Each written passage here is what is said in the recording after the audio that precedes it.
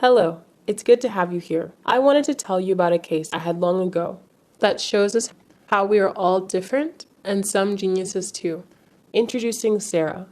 She is a 10-year-old girl. She is currently in 4th grade. She is brunette. She has big eyes and a sweet face.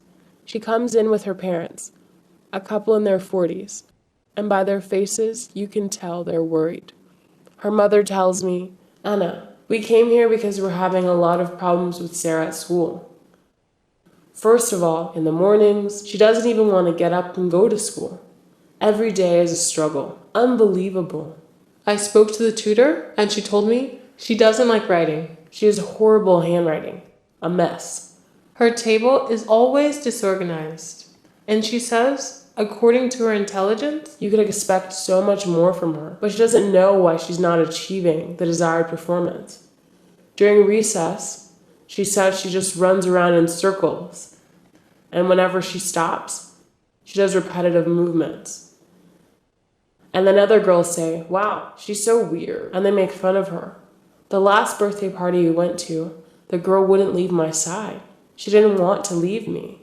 Well, lately she would just say, I don't want to go. Please, mommy, don't take me there. And then I'm not going to carry a little girl all the way to a birthday party. Well, then she stays home. She's happy when she's at home, in our place or at grandma's house. And if you could see her there, you would find her next to me or on her tablet.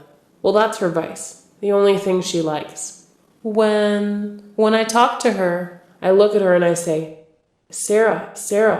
Sometimes I have to call her up to 4 times and she's right there.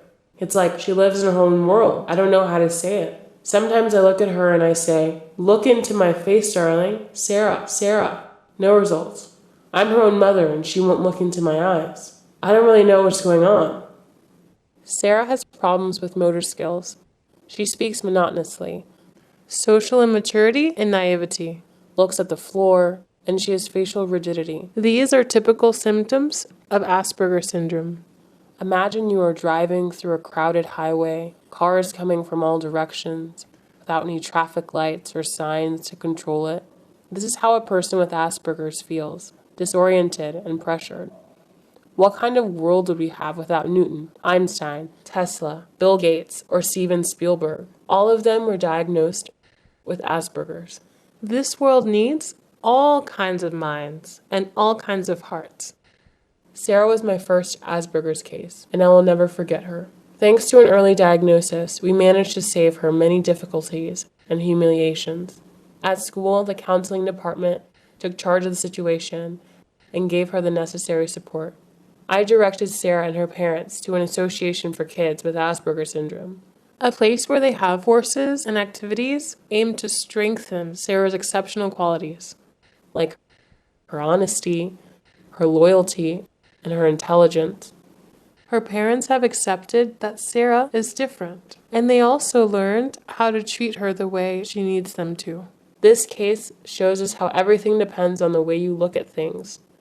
What may look like a disability today, the next morning could turn into a talent or even a gift.